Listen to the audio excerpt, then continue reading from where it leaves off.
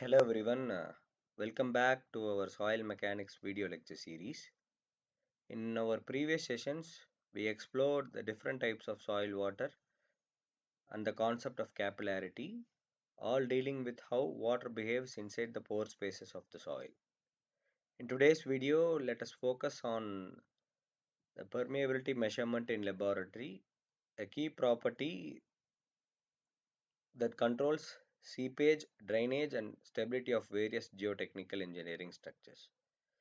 Um, By the end of this video, you will understand what permeability of soil is all about, how it is measured in the laboratory using constant head and various variable head methods, and the formulas, interpretation, and importance of the engineering design. So, before going to the topic, let us recap what permeability is all about.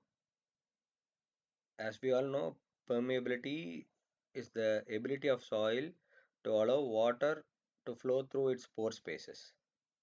It depends upon the size and connectivity of voids and the viscosity of water. So it can be related with expression using Darcy's law, which states that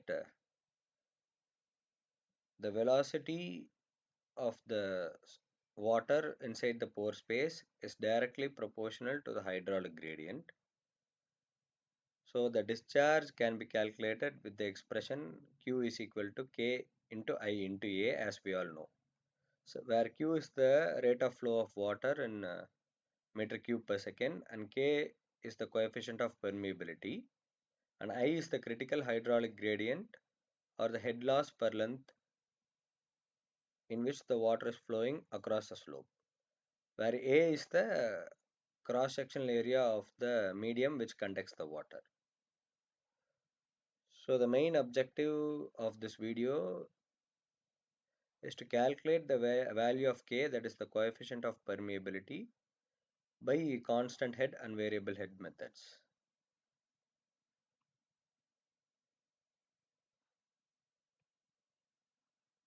So there are two different methods. One of the method is constant head permeability test method. This kind of test is mostly suitable for coarse grained soils such as sand and gravel, where water can flow easily. So the apparatus required for conducting this test is a permeameter cylinder containing soil sample, a constant head tank to maintain a steady water level, and a measuring jar and stopwatch to record the outflow. So the test is a very simple test.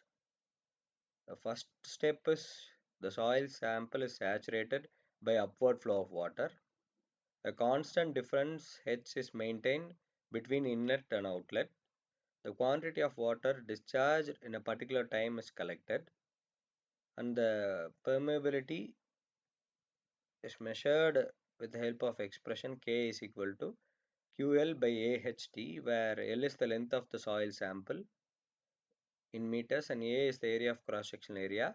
H is the head difference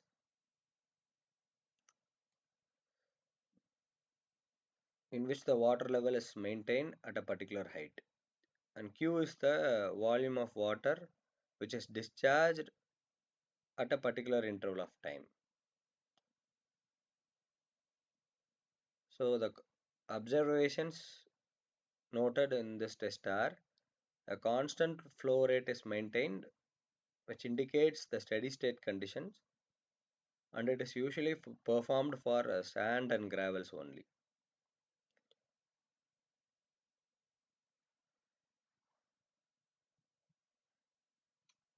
The next kind of test is falling head or variable head permeability test. This kind of test is used for fine grained soils such as silts, clay, where the water flows very slowly. The apparatus setup consists of a permeameter with soil sample and a standpipe connected to the top, where water level can fall gradually, and a stopwatch is required for measuring the time for the fall in head. It is also based on the principle of Darcy's law, but the slight difference is there will be a decrease in head with respect to time, and the flow will be unsteady, whereas the flow is steady in case of constant head permeability test. If there is increase in head, there will be maximum flow, and due due to fall in head, the flow gradually decreases, and the time required for the water to run out gradually decreases with the decrease in head of the soil.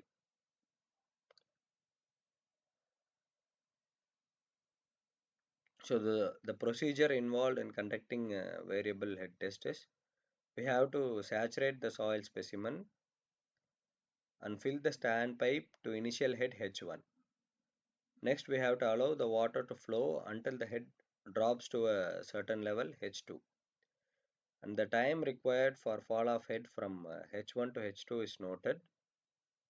And the permeability is computed using the relation K is equal to AL by AT log of H1 by H2. So A is the area of the standpipe, L is the length of soil sample, and capital A is the area of soil sample, and T is the time required for decrease in head from H1 to H2. So this is the procedure involved in variable head test, and the applications are it is used in coefficient of permeability computations, seepage analysis, and flow net analysis. So let's go to a quick assessment. So students, please answer what a standpipe is and why it is used, and what is the minimum diameter of the soil sample which is used in the test, and for the permeometer apparatus, what are all the dimensions involved? That is the length of soil sample, diameter of the soil sample, and various other dimensional parameters of the units involved in the test. So these are all the references which have uh, so let's have a quick comparison between constant and variable head test based on the different features. One is soil type. Constant head test is used for coarse grained soil, whereas falling head test is used for fine grained soil such as silt and clay. In constant head, the flow type is steady, whereas in variable head, the flow type is unsteady. The head is constant in constant test, and the head is decreasing in falling head test. In constant head test, we will be measuring the volume of flow, and in variable head test, we will be measuring the time or time required for the fall of head. In both the cases, the test should be performed only on saturated soil specimen.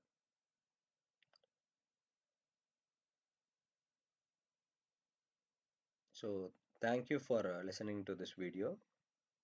In this video, we have learnt about